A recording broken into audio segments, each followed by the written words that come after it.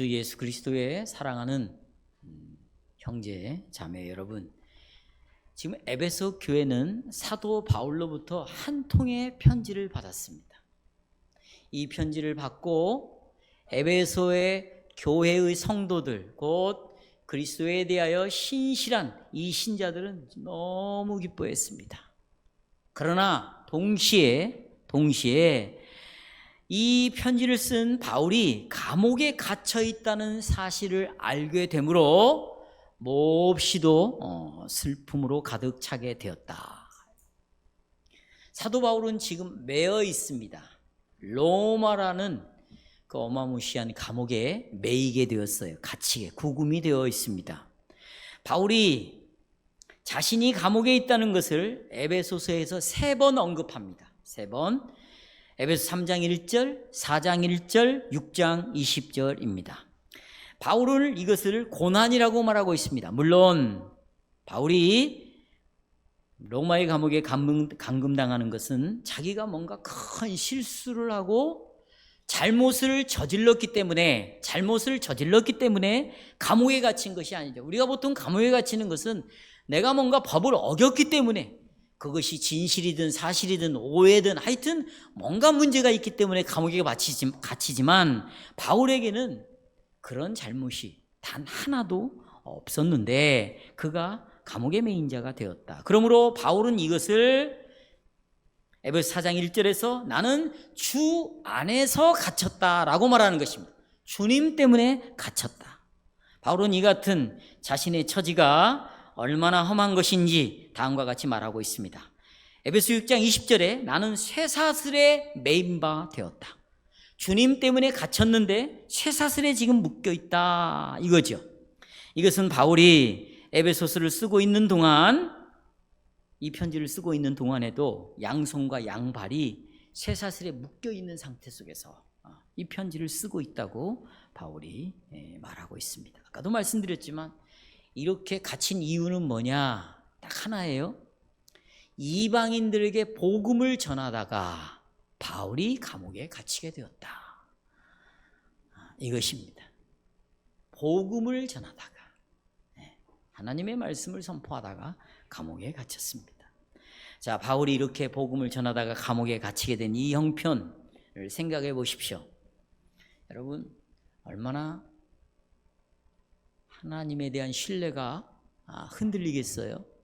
그동안에 내가 믿고 있는 믿음이 얼마나 낙심이 오겠습니까? 얼마나 낭망이 오겠습니까?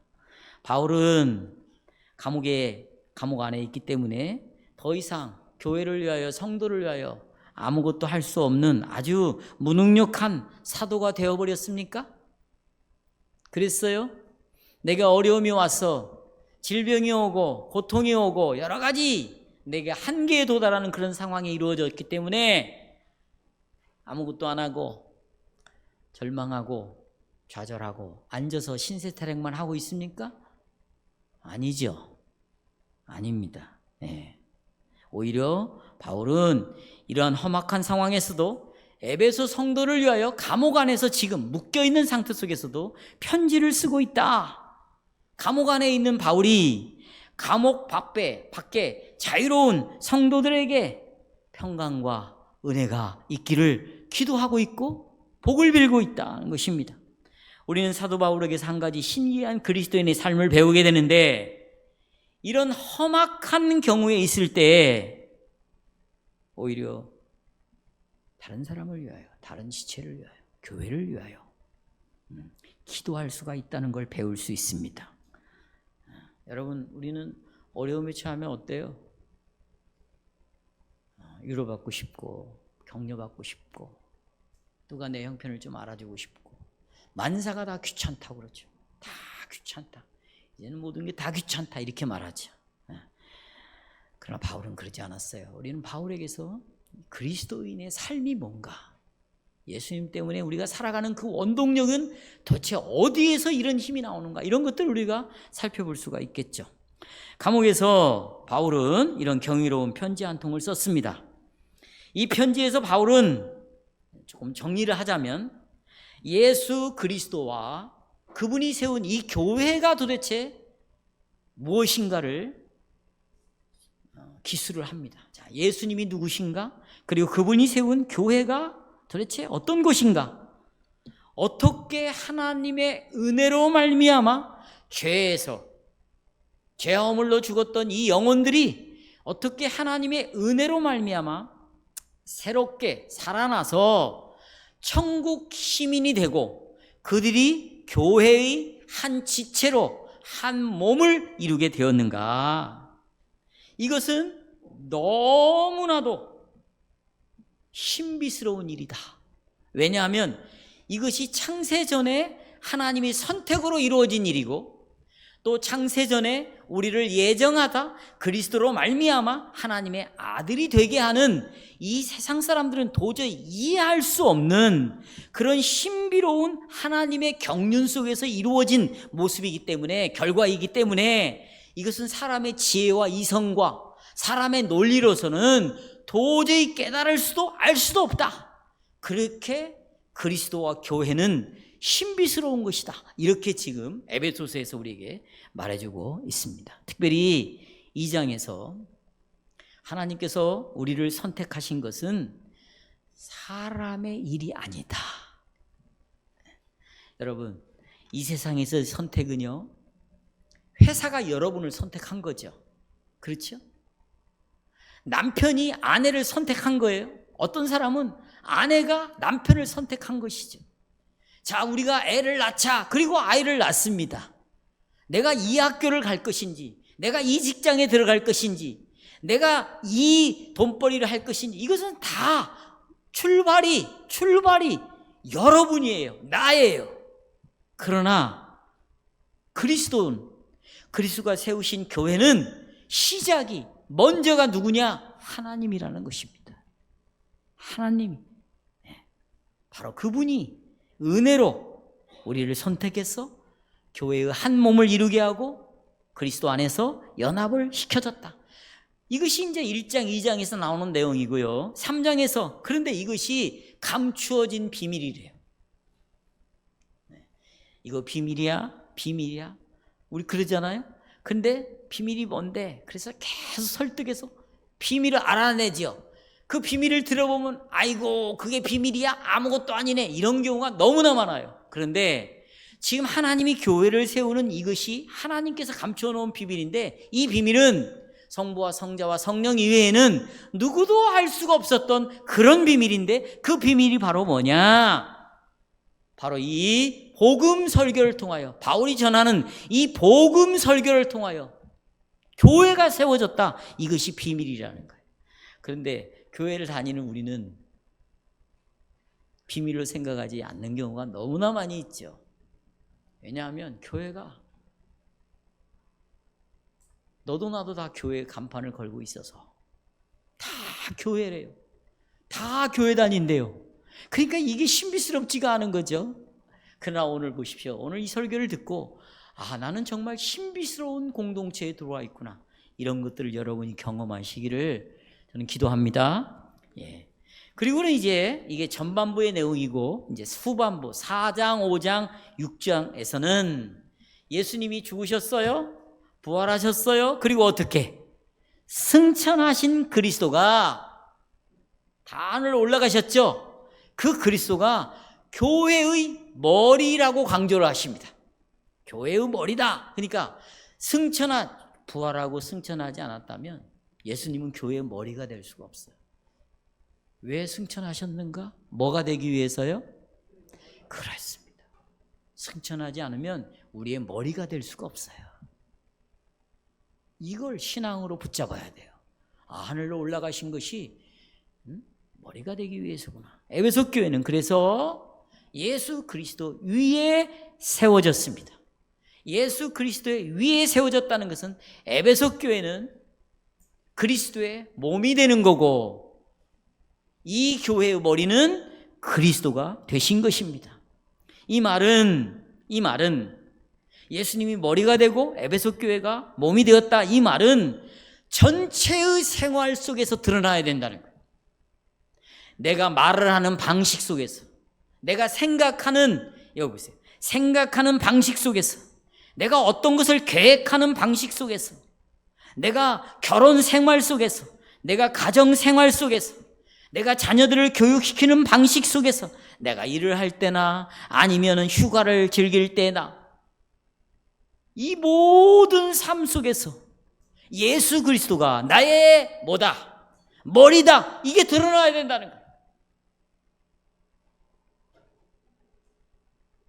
그리고 나는 그의 몸이다. 이게 드러나야 돼. 우리가 예수님이 교회의 뭐죠? 그러면 머리입니다. 다 이 얘기예요. 여기 대답 못할 사람이 우리 교회, 이 교회는 거의 없어요. 교회는 뭡니까? 예수님의 몸입니다. 다 알아요. 그러나 사도 바울은 4장, 5장, 6장에서 전체의 삶 속에서 예수가 머리 되심이 열매로 드러나야 된다. 하이델베르크 32주일에서 이것을 어떻게 말합니까? 믿음의 열매가 드러나게 함으로 내가 받은 구원에 대하여 확신을 가져라 그랬어요. 그러니까 열매가 없으면, 예수님이 머리 되심이 드러나지 않으면 구원이 흔들리게 되어 있어요. 여러분 보세요. 이 머리가 어지러워.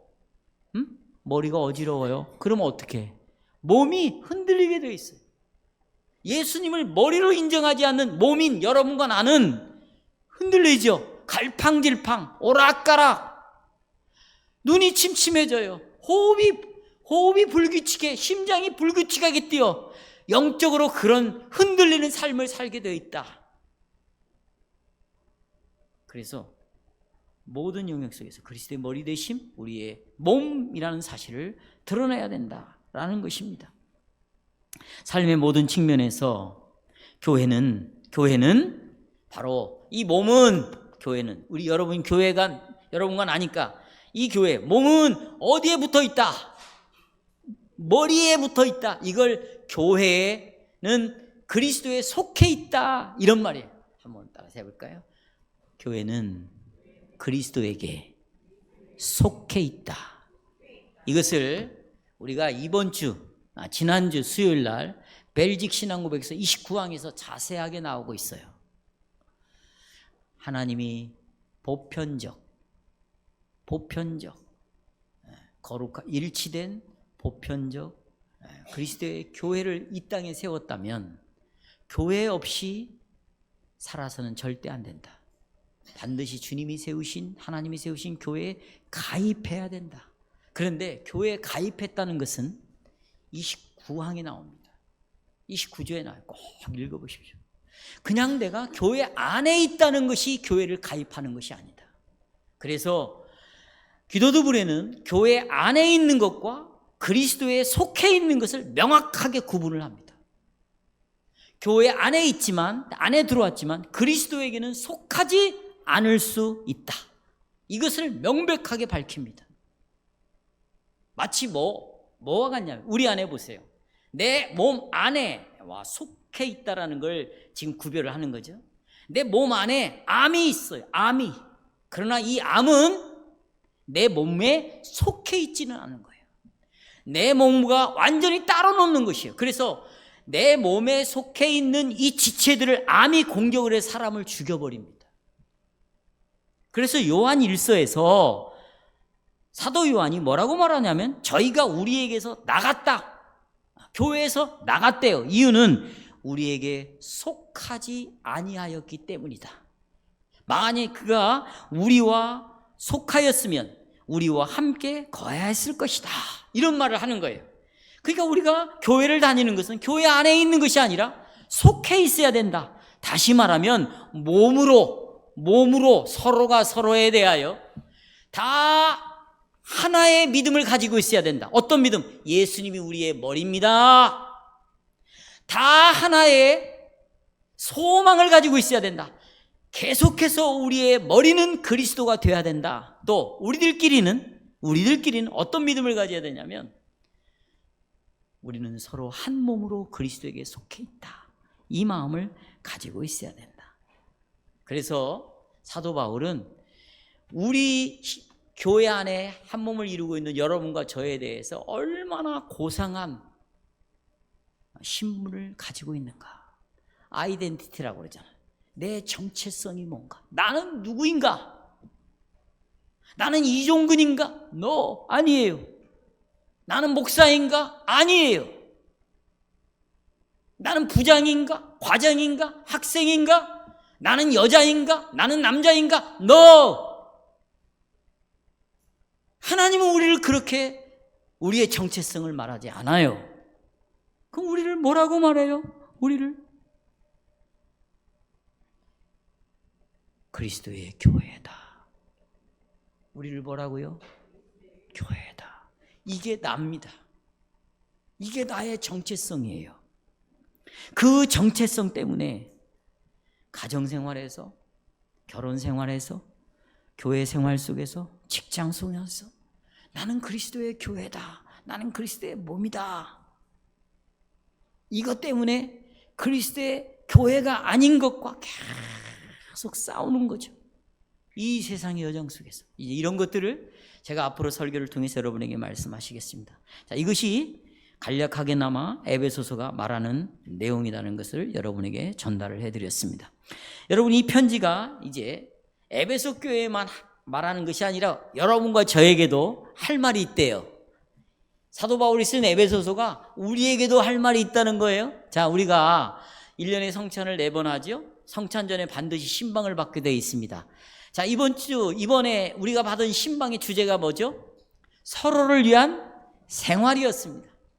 거기에 나오는 서로를 위한 생활의 구절을 보면 에베소서에서 나오는 말씀을 거기다 기록해 놨는데 제가 읽어드릴게요.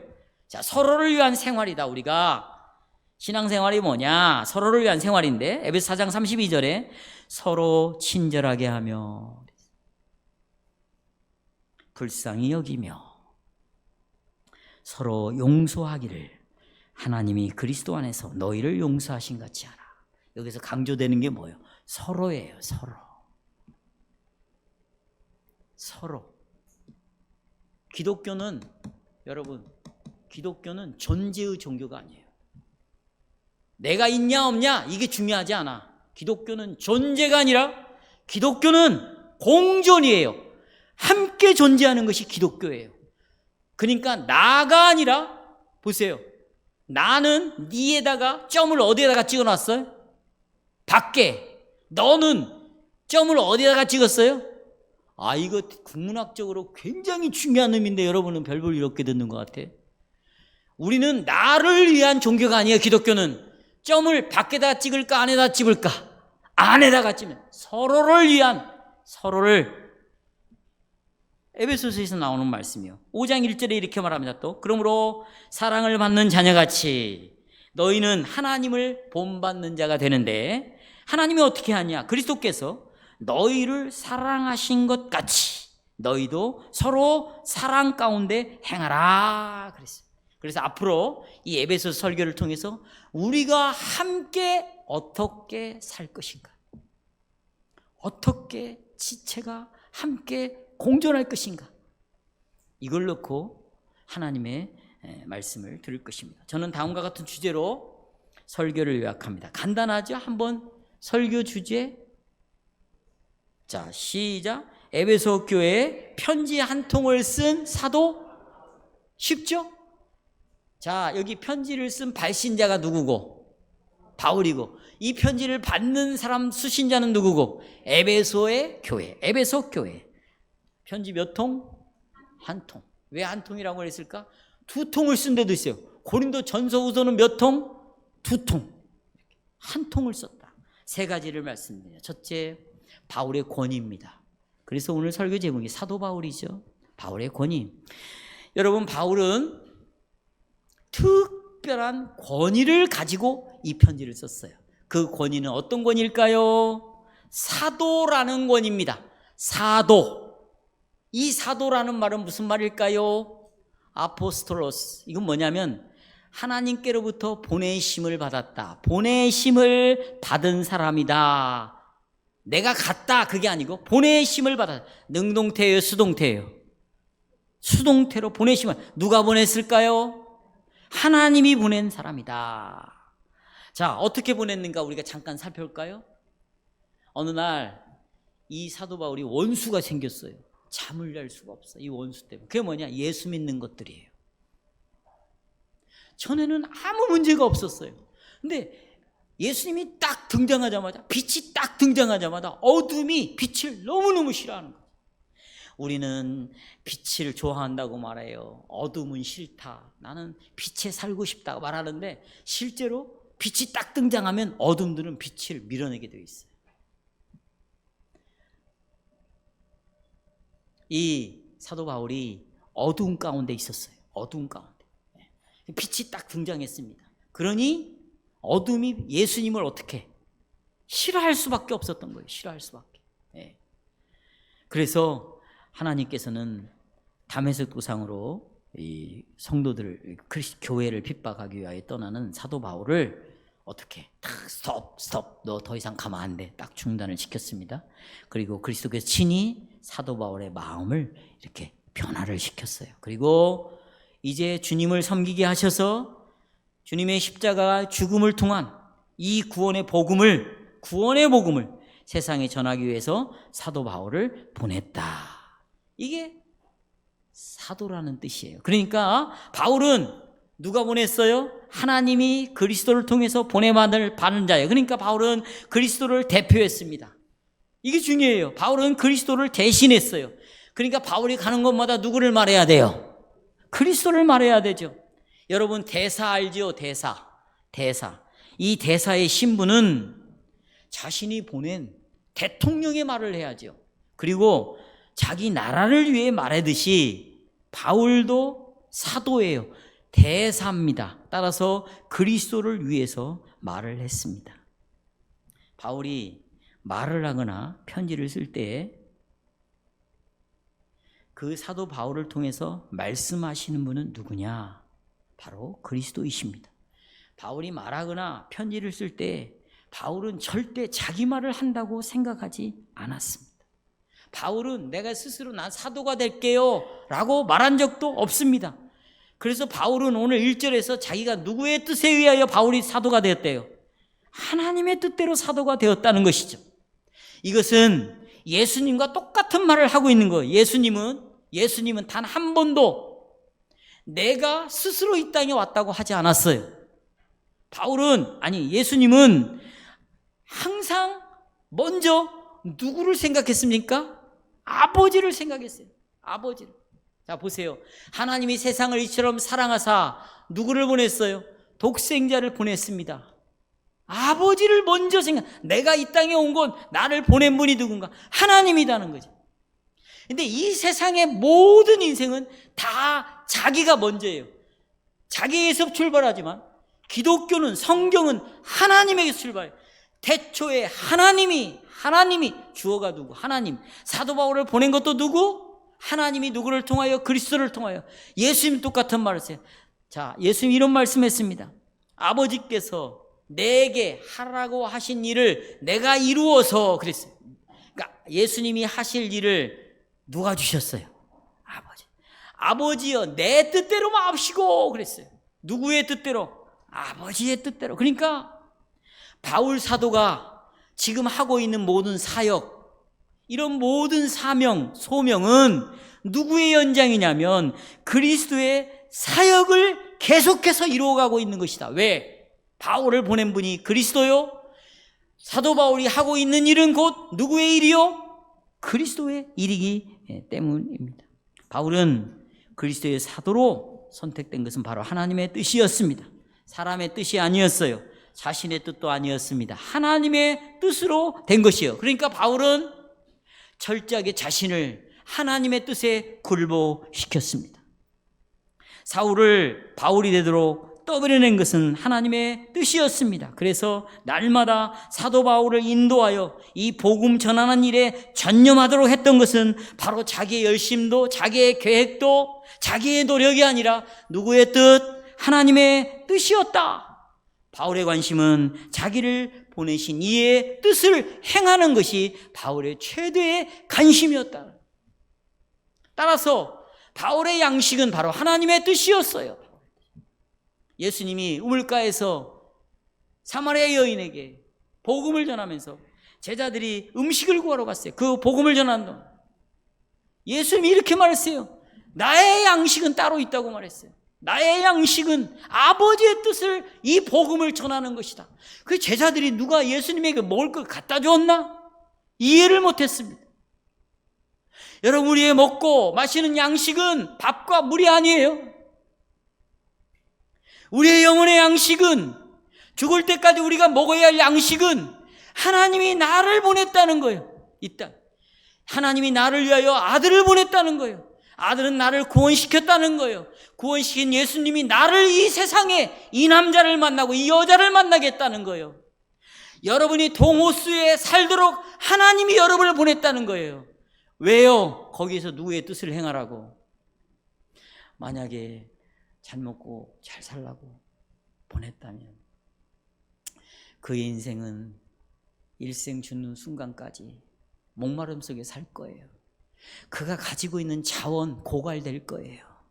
지금 여러분 다 자원이 고갈되고 있잖아요. 고갈되고 있어요. 내가 만든 자원은 사라지게 돼 있어요. 내가 붙잡고 있는 내 재산은 없어지게 될 수 있어요. 또 그것 때문에 다른 사람을 죽일 수도 있어요. 영혼을 망치게 할 수 있다. 사도 바울은 그게 아니었다. 그래서 오직 하나님의 뜻에 관심을 모았다. 뿐만 아니에요. 사도 바울에게 특별히 기적이 일어나게 했어요. 병든 자를 고쳤어요. 귀신들을 쫓아냈죠. 그렇죠, 여러분? 네, 뿐만 아닙니다. 하나님의 능력이 나타났는데요. 보세요. 술에 취해가지고 알코올 중독된 자들이 술을 끊었다 그랬어요. 술을 끊어. 그래서 사도 바울이 술 얘기를 에베소서에 하는 거예요. 술 얘기합니다. 또 뿐만 아닙니다. 어떤 사람들은 책을 만들어가지고 그 책에다가 주문을 기록해놨어요. 그래서 그 주문을 계속 외우고 다니면 악귀가 나가고 복을 받는다. 그래서 이 책을 만들어가지고 엄청 부자가 된 사람들이 있어요. 책을 막 파는 세일즈맨들이 있었어요. 거기는 또 우상을 섬기는, 에베소는 우상 섬기는 도시였어요. 그런데 은으로 이 우상을 만들어가지고 막 팔러 다녔어요. 근데 사도 바울이, 야, 우상은 신이 아니다. 우리를 구원할 수 없다. 말도 못한다. 우리의 유일한 구원자는 이 세상을 창조한 창조주여야 된다. 그리고 우리의 죄 문제를 해결할 수 있는 분이어야 된다. 메시아야 된다. 그분이 바로 예수 그리스도다. 막 전하고 다니니까 세상에 이 마술을, 이 주문을 기록한 책을 불에 다 태워버리는 거예요. 술을 끊어버리는 거예요. 우상 만드는 자들이 우상을 더 이상 만들지 않고 여호와를 섬기는 이런 변화가, 이런 믿음의 열매들이 눈으로 보이기 시작하는 거예요. 눈으로, 행함으로 나타나기 시작하는 거예요. 그리고 정말 여호와를 진심으로 사랑함으로 하나님을 섬기는 모습이 드러나기 시작하는 거예요. 기독교는 행동의 종교인 거예요. 눈에 보이는 종교예요. 사변이 아니에요. 내가 이 교리를 믿고 있다. 그건 예배 시간에도 드러나고 있는 거예요. 어떻게? 이 말씀이 자기를 쳐 뜨겁게 이상하게 만들어요. 놀라운 거죠. 왜냐하면 저분이 살아계시기 때문입니다. 이 말씀이 살아있기 때문입니다. 영원하기 때문입니다. 이 말씀이 상황에 따라서 바꿔지는 것이 아니라, 시대에 따라 변하는 것이 아니라, 시대가 변해도 하나님의 말씀은 1.1획도 땅에 떨어지지 않냐고 변하지 않는 진리이기 때문에 이 진리를 듣고 이 진리를 만지고 이 진리를 경험하는 자마다 자기의 인생이 진리 때문에 가루가 되어버리는 거예요. 이런 일이 사도 바울을 통해서 일어나기 시작했습니다. 2년 6개월 동안 에베소 교회 성도들과 있으면서 하나님의 권위 있는 말씀을 사도로서, 주님 하나님으로부터 보내심을 받은 대사로서 말씀을 선포했고, 사도 바울은 그리스도 예수의 복음과 율법을 그들에게 가르쳤어요. 바로 복음과 율법을 가르쳤던 이 동일한 바울이 이제 에베소 교회 성도들에게 편지를 썼습니다. 이 편지는 바울이 그들에게 가운데 있으면서 설교하고 가르쳤던 때의 말씀과 똑같이 동일한 권위를 가지고 있습니다. 바울이 에베소에서 개인적으로 설교를 했을 때 하나님의 뜻에 의하여 보냄을 받은 그리스도의 사도로서 복음을 전했습니다. 이제 동일한 자격으로 편지를 이 에베소 교회 성도들에게 했었습니다. 이처럼 이 편지는 권위를 가졌다. 이 편지는 하나님의 말씀으로 권위를 가지고 있습니다. 이 편지는 예수 그리스도의 확실한 복음을 편지를 통해서 그들에게 들려줬습니다. 그리고 이 편지는 너희가 전에 죄와 비참한 가운데 있었을 때 그 상태를 상기시켜 준 거예요. 그리고 어둠에서 어떻게 하나님의 은혜로, 죄와 비참함에서 어떻게 하나님의 은혜로 구원을 받게 되었는지, 하나님이 너희들을 선택해서 그리스도를 통하여 어떻게 구원에 이르게 했는지, 어떻게 하나님께서 자기 아들 예수 그리스도를 보내셨는지, 너희가 그 은혜를 인하여 뭐로 말미암아 너희 안에 어떻게 믿음이 일어나게 되었는지, 그리고 이 모든 복음을 너희의 생명의 말씀으로 받게 되었는지, 이걸 일깨워 주는데, 이 모든 것들은 너희의 장사하는 그 에베소 시장 바닥에서 내가 콩나물을 팔고 받으면서, 주고 받으면서, 내가 펜대를 잡고 글을 쓰면서, 내가 설거지 개수통 앞에서 설거지를 하면서, 내가 쓰레기를 들고 냄새나는 거 엘리베이터를 타고 쓰레기장에 이 음식물을 버리러 가면서도 생각 안 하는 거예요. 왜냐하면 그때마다 누가 따라다니니까. 그리스도가 따라. 누구에 속해 있으니까. 그리스도에 속해. 혼인 생활 속에서도 살아가는 방법을 일깨워 주는 것입니다. 사랑하는 성도 여러분, 이제 이 편지가 여러분과 저에게 이르렀어요. 이제 오늘부터 우리는 이 편지를 열고 한 문장, 단어 한 구절, 전치사 하나하나 따져가면서 이제 이 말씀을 들을 것입니다. 이것은 절대로 바울 사도의 개인의 견해가 아니고 그리스도의 대리자로서 예수 그리스도께서 바울을 통해서 우리에게 말씀하시는 내용입니다. 그러나 이 편지 역시 우리가 살아가야 하는 방법에 대해서 우리에게 말을 해주고 있습니다. 우리는 아까 우리의 정체가 뭐라고 그랬죠? 그리스도의 교회라는 영광스러운 신분을 가지고 있습니다. 그러나 여러분, 안타깝게도 우리는 이 신분대로 살지 못하고 있다고 생각이 듭니다. 내가 경제 생활을 할 때도, 내가 부부 생활을 할 때에도, 내가 가정 생활을 할 때에도, 내가 직장에서도, 내가 혼자 집에 있을 때에도 정말 나는 그리스도의 교회인가 이렇게 생각하고 핸드폰을 가지고 있고 또 영화를 보고 오락을 하고, 정말 나는 그리스도의 교회로 그러고 있는가? 내가 시험 준비를 할 때도 나는 그리스도의 교회로 시험 준비를 하고 있는가? 참 안타깝죠. 그러나 우리는 이런 모든 상황 속에 적용해야 돼요. 그 이유는 바울이 지금 말해주는 것이 하나님의 말씀이기 때문입니다. 누구의 말씀? 하나님의 말씀. 이게 바울이 가지고 있는 권위입니다. 둘째로 청증입니다. 바울이 이 편지를 누구에게 썼습니까? 좀 더 구체적으로 말하면 이렇게 나옵니다. 보십시오. 이 편지를 에베소 성도와 그 다음에 예수 그리스도를 믿는 신실한 사람에게라고 해서 두 가지. 성도, 그 다음에 예수를 믿는 어떤 사람들. 자, 여러분 보십시오. 성도라고 부른 것은 신약교회에 예수 믿는 사람들에게만 부른 게 아니에요. 이 성도라는 말, 성도라고 부르고 나는 성도야라고 말하는 사람들이 무지기로 많았어요. 자, 그러면 이제 우리가 성도라는 말이 뭔가를 좀 살펴볼 텐데요.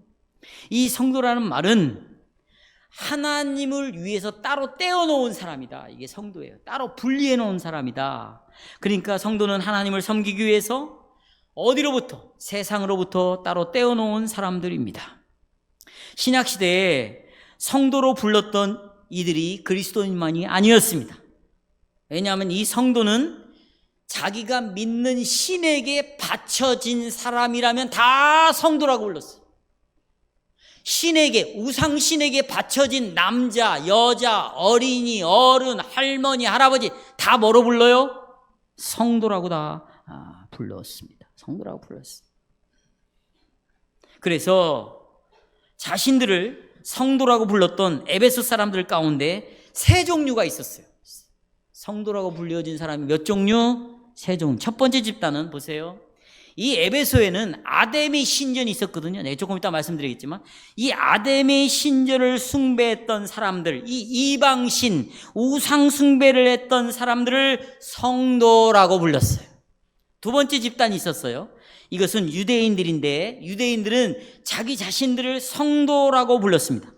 왜냐하면 하나님께서 우리를 특별히 세상으로부터 분리시켜 놨다.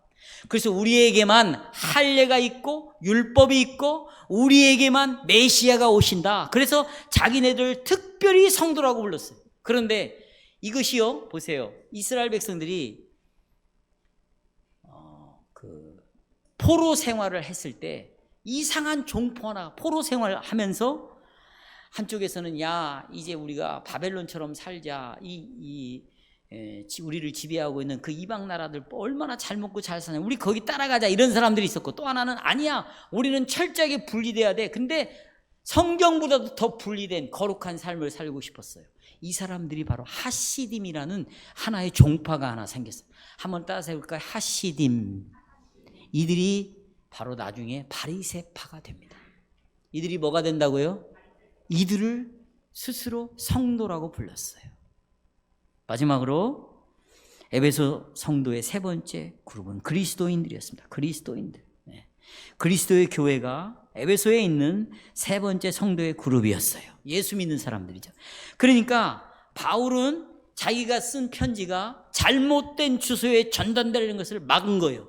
그래서 앞에다가 이 편지를 받는 발신자를 정확하게 성경을, 교회 하나님의 그리스도의 성도요, 그 다음에 예수 그리스도를 믿는 뭐 하는 사람들, 신실한 자라는 이 발신자의 주소를 정확하게 적은. 그렇지 않으면 여러분 바리새인도 갈 수 있고, 그 당시에 그 에베소의 산을 본 바리새인들도 갈 수 있고, 아니면 우상을 섬기는 아데미 신선을 믿는 사람이 갈 수 있기 때문입니다. 에베소에 있는 성도이자 그리스도 예수 안에 신실한 사람들이라고 불렀습니다. 그들은 참된 성도들입니다. 이들은 신실한 사람들입니다. 특히 예수 그리스도를 믿는 믿음을 가진 사람들입니다. 어떤 믿음? 나의 유일한 구원은 누구밖에 없다. 예수밖에 없다. 하나님의 참된 거룩한 사람들입니다. 보십시오. 이들을 성도라고 불렀어요. 그런데 들어보십시오. 마가복음 1장 24절에 보면 사단이 귀신들이 예수님을 이렇게 부릅니다. 당신은 성도요, 그랬어요. 예수님을 향하여 귀신이 성도라고 말하는 이 단어와 지금 에베소서 1장에 나오는 이 인사말에 나오는 성도라는 단어가 똑같은 단어로 쓰여지고 있다. 한마디로 예수님은 보세요, 하나님의 성인이었습니다. 예수님은 하나님의 뭐요? 성인, 세인트, 더 세인트예요. 성자였어요. 누구에게 속한? 하나님에게 속한 성자였습니다. 그렇다면 이 편지는 하나님의 성자인, 더 세인트인 예수님이 바로 성도라고 그랬어요. 성자라고 그랬어요. 똑같은 단어예요. 성인이에요. 바로 하나님의 그 성인, 유일한 성인 예수 그리스도, 그 성인에 속해 있는 모든 사람들에게 이 편지가 발송이 된 것이죠. 그러니까 믿음으로 그리스도와 접붙여진 사람에게 이 편지가 쓰여졌습니다. 이들은 그리스도를 믿는 참된 믿음을 가진 성자들이었습니다. 이들은 그리스도를 믿는 그 믿음을 통해서 은혜로 구별된 사람들이 되었습니다. 그러하기에 이 편지는 보세요, 이제 에베소 교회에 있는 더 세인트, 예수 그리스도에게 속해 있는, 접붙여져서 그들도 성도들이 된 이들에게만 붙여진 것이 아니라 우리를 향하여서도 하나님은 지금 성자라고 부릅니다. 뭐라고 불러요? 성도라고 부르죠. 따라서 우리에게도 이 편지가 오늘 발송이 되었어요. 오늘. 왜냐하면 우리도 성도, 성인들이기 때문입니다. 6사람에게 한번 물어보세요. 당신은 성자입니까? 한번 물어보세요. 한번 크게 시작. 당신은. 그러면 우리는 아이고 내가 어떻게 성자입니까? 나는 성자 아니, 이렇게 말하는 거예요. 물론 윤리적 도덕적으로는 그렇게 말할 수 있어요. 그러나 그리스도 안에서 당신 성자입니까? Yes! 나는 성자입니다. 나는 성도입니다. 따라서 이 편지는 우리에게도 전달이 돼야 된다라는 것입니다. 우리가 성자가 된 것은, 성도가 된 것은 우리의 스스로 노력으로 된 것이 아니라 하나님의 사역 때문에, 그 아들 예수 그리스도를 통하여 하신 일 때문에 우리가 성도요 성인들이 되었습니다. 하나님께서 이 세상에서 우리를 따로 떼어 놓으셨습니다. 어둠에서 건져서 빛으로, 마귀의 나라에서 건져서 하나님의 나라로 옮겨 놓으셨습니다. 바로 성령을 통하여 우리를 따로 떼어 거룩하게 하셨습니다. 그리고 우리를 하나님의 말씀을 듣게 하심으로 믿음을 일으켰습니다. 그리고 이 믿음으로 그리스도를 믿게 하셨습니다. 따라서 우리는 그리스도와 연합된 자요, 그리스도 안에 있는 자요, 그리스도에게 속해 있는 자요, 그리스도와 함께 하나님의 나라를 기업으로 받은 자입니다. 우리가 바로 그리스도의 교회입니다. 교회. 이 세상으로부터 분리된 자들이에요. 따로 떼어놓음을 받았습니다. 세상으로부터 부름을 받았습니다. 어둠에서 건짐을 받았습니다. 그게 바로 그리스도의 교회예요. 내가 바로 그리스도의 교회가 된 것입니다.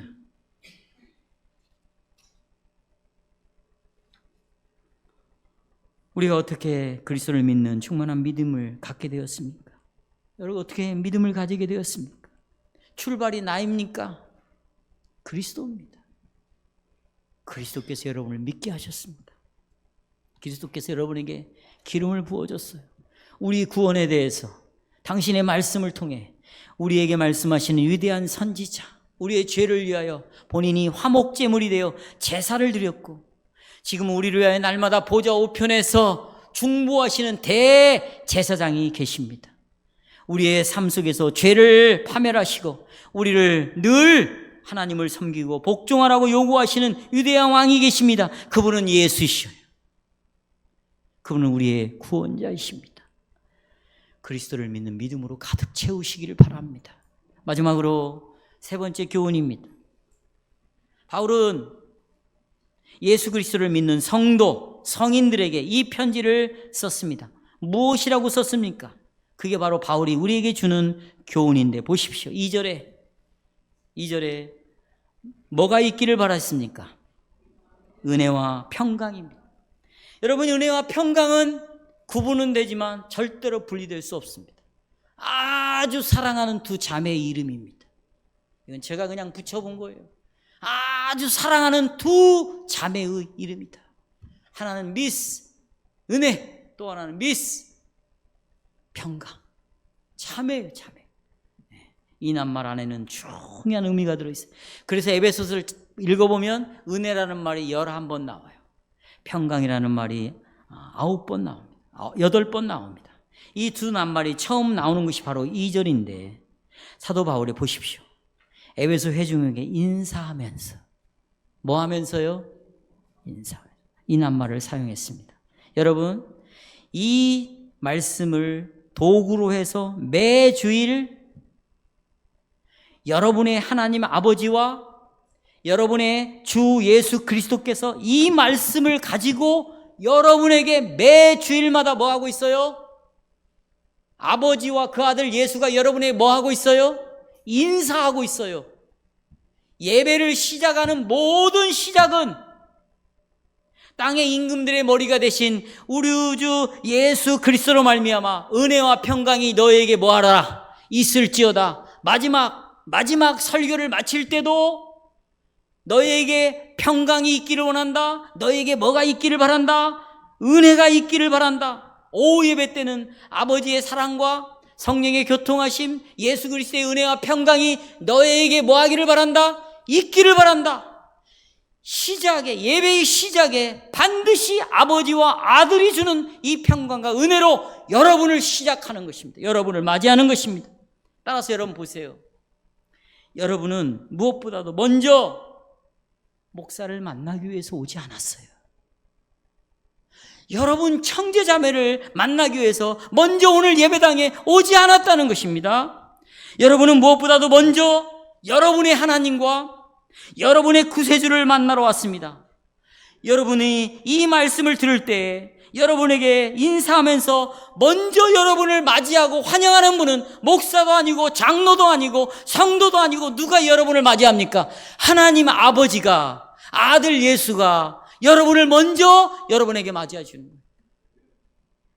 모든 공예배 시작에 하나님께서 당신의 은혜를 여러분에게 먼저 선포하면서 뭐라고요? 화평을 기억하라는 거예요. 뭘 기억해라? 화평을. 하나님과 아버지와 나와의 관계는 내 행위에 의하여 결정되는 것이 아니고 내가 하나님 앞에 뭐 명령을 순종했냐 순종하지 않았냐로 아버지와 나와의 관계가 결정되는 것이 아니라 바로 아버지께서 나에게 베푸신 이 놀라운 은혜로 주어진 이 평강으로 하나님과 내가 결정되었으니 이걸 먼저 기억하고 예배를 드리라. 자, 성경은 그 평강은 보십시오. 이제부터 평강은요 사람이 만들어낼 수가 없어요. 이것은 하나님이 창조한 것이라고 말합니다. 따라서 평강은 하나님의 창조다. 자, 성경 읽어보겠습니다. 이사야 45장 7절 핸드아웃 보십시오. 나는 빛도 짓고 만들고 어둠도 창조하며 나는 뭣도 창조했다. 평안도 창조했다. 환난도 창조하나니 나는 여호와라. 이 모든 일을 행하는 자니라 하였노라. 죄에 빠진 이런 세상에는, 죄에 빠진 세상에는 평강이 없어요. 죄인들이 평강을 이야기한다는 것은 언어도 아니에요. 그건 여러분 보세요. 모조품이에요. 나는 요즘 평안해. 모조품. 여러분 나는 평안해. 오늘은 잘 되겠다. 몇 분 지나면 이 평강이 불화로 바뀌어지는 것이에요. 여러분이 평강을 무엇 때문에 갖게 되었습니까? 그것 때문에 지금도 평강이 옵니까? 평안이 옵니까? 모조품이에요. 여러분 저 태양은 어둠이 오면 저 태양의 빛은 사라지게 되어 있어요. 도시에 번쩍거린 저 네온 사인은 아침이 되면 다 꺼지게 되어 있어요. 여러분에게 주어지는 그 평강은 상황만 바꿔지면 금방 이 평강은 불화로 바꿔지게 되어 있어요. 그건 평강이 아니라는 걸 왜 모르십니까? 다 모조품들이에요. 그러나 하나님으로부터는 이 평강을 사도 바울이 말하는 건 영원한 평강이에요. 내가 어느 장소에 있든지 어느 시간에 있든지 내가 누구를 만나든지 어떤 형편에 있든지 이 평강은 누구도 빼앗아갈 수가 없다. 우리는 그런 평강을 주신 하나님을 아버지로 모시고 있고 결정적으로 그 아들이 그의 피로 말미암아 하나님과 더불어 화목하게 하심으로 평강을 이루게 하는 그 예수 그리스도가 먼저 나를 찾아오시고 나는 먼저 너의 예수 구주가 되겠다고 말씀하시고 이 사랑을 누구도 빼앗을 수가 없다고 말하고 있는 것이. 이사야 9장 6절을 보시겠습니다. 같이 읽겠습니다. 시작. 한 아이가 우리에게서 낳았고 한 아들을 우리에게 주신 바 되었는데 그 어깨에는 정사를 메었고 그 이름은 기묘자라 모사라 전능하신 하나님이라 영존하신 아버지라 모의 왕이라. 그의 정사와 평강에 더함이 무궁하며 한 아이가 태어났는데 그 아기의 이름이 뭐라? 평강의 왕이라. 이 평강을 주시는 방법이 아기 예수를 통해서. 성도 여러분, 에베소 2장에 보면 역사가요, 의사인 누가복음을 썼을 때 2장 1절에 보면 아구스도 황제의 때라고 말합니다. 여러분, 로마의 황제 아구스도 때부터 팍스 로마노라는 말이 나왔어요. 모든 평화는 로마로부터 온다는 거예요. 로마만이 여러분에게 평화를 줄 수 있다, 이걸 외쳤어요. 그런데 이 누가는 그러면 로마로 말미암아 평화를 준 이 평화는 어떻게 온 것인가? 사람을 죽여서 전쟁을 통해서 우리에게 평화를 줬다는 거예요. 죽여서 준 평화예요. 그런데 그 밑에다가 누구를 집어넣습니까? 한 아기 예수로 오신 예수님을 누가복음 2장에다 기록했어요. 역사가는 이 세상에 평강을 주는 자가 과연 아구스도인가? 아니면 한 아기로 이 땅에 태어난 그 힘없는 한 점으로 나약한 어린아이로 오신 그 예수 그리스도가 우리에게 평화를 줄 것인가? 역사는 어디로 흘러갈 것인가? 누가는 이 아기 예수로 역사가 흘러갈 것을 우리에게 말해주고 있어요.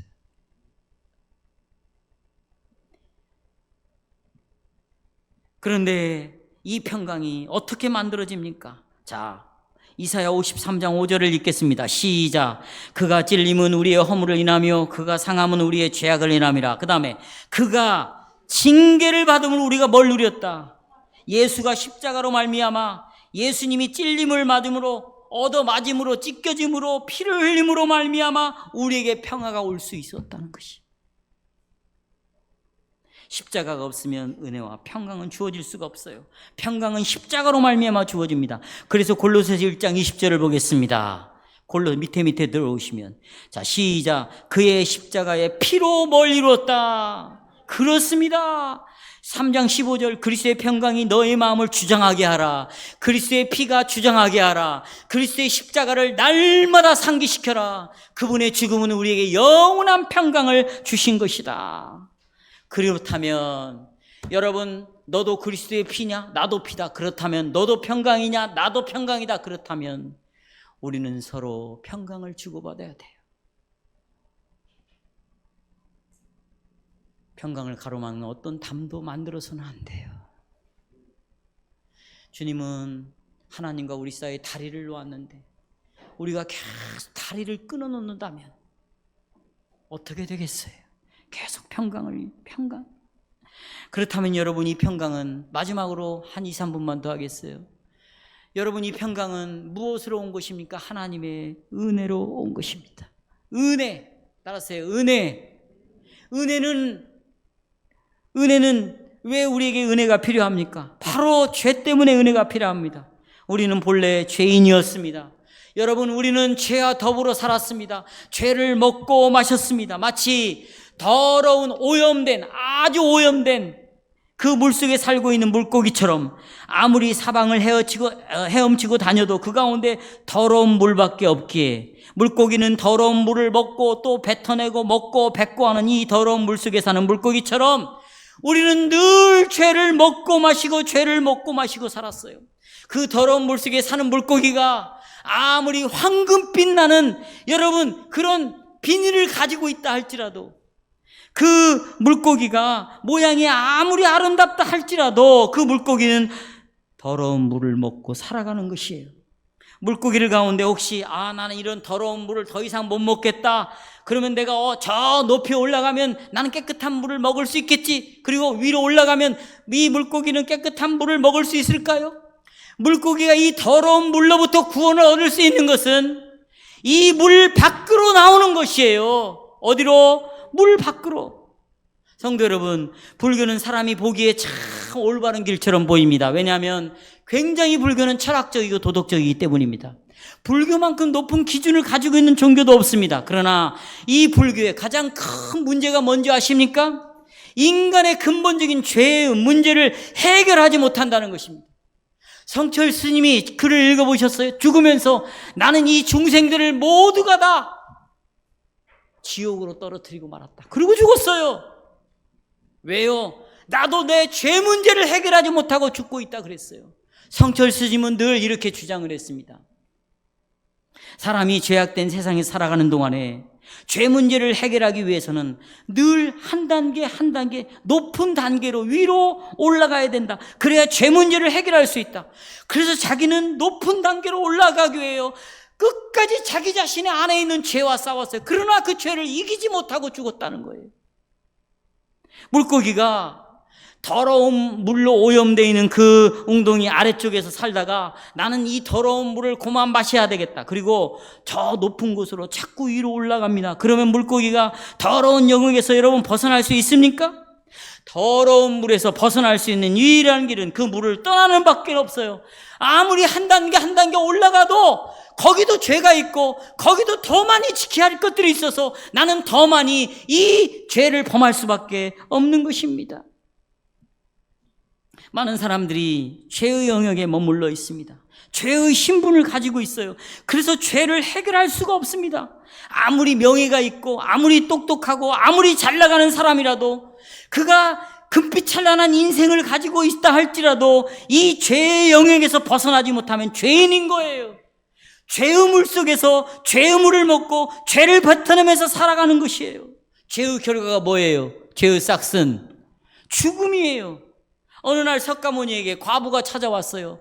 하나밖에 없는 외아들입니다. 남편도 없어요. 이 아들 믿고 살았어요. 아들이 죽었어요. 석가모니에게 찾아가서 내 아들을 살려달라고 그랬어요. 살려주겠다고 말을 합니다. 석가가. 대신에 너 동네를 돌아다니면서 죽음을 경험하지 않는 집 7집만 찾아라 그랬어요. 그리고 그 집에 가서 그런 집이 있거든. 쌀 한 움큼만 가지고 와라. 아무리 찾아도 죽음을 경험하지 않은 집이 아무 데도 없는 거예요. 그래서 없습니다. 없습니다. 그랬더니 석가모니가 이렇게, 사람은 다 죽는 것이다. 얼마나 지혜로운 가르침이에요. 얼마나 감동적인 설법입니까? 아무리 지혜롭고 감동적이더라도 과부의 외아들을 살리지 못했어요. 그런데 예수님 보십시오. 나인성에 과부가 있었습니다. 하나밖에 없는 외아들이었어요. 근데 죽었습니다. 예수님이 이 땅에 죄를 해결할 수 위해서 왔고 죄를 해결할 수 있는 분이에요. 죄의 결과인 죽음을 부활로 바꿀 수 있는 유일한 생명의 주입니다. 따라서 예수님은 석가처럼 철학적일 필요가 없어요. 지혜로운 채 할 필요가 없는 거예요. 왜냐하면 죄의 문제, 죽음의 문제를 해결할 수 있는 유일한 생명의 주이기 때문입니다. 그래서 보세요. 이 나인성 과부의 아들을 어떻게 합니까? 살려내는 거죠. 왜요? 그 과부의 아들의 죄를 근본적으로 해결함으로 죽음을 부활로 바꿔버리는 것이에요.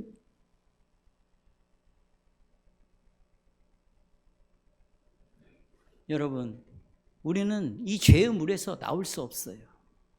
벗어날 수 있는 길은 내 신분이 바꿔져야 돼요. 마치 요즘 오염수 방사능 물질 바다에 뿌린다고 그러잖아요. 바다가 방사능으로 오염됐다 할지라도, 오염수가 되었다 할지라도 거기에 여러분 우리가 완전 무장을 하고 오염받지 않는 그런 옷을 입고 바닷속에 있으면 그 영향을 받지 않는 거예요. 참 웃기는 예입니다. 이런 일이 그런데 그리스도 안에서 벌어지고 말았어요. 일어났어요. 이 세상 어디에 가도 죄로 오염되어 있어요. 죄를 피할 수 있는 시간, 공간은 없어요. 여러분의 남편이 죄예요. 여러분의 아내가 죄예요. 여러분의 자식이 죄예요. 여러분의 부모가 다 죄인 거예요.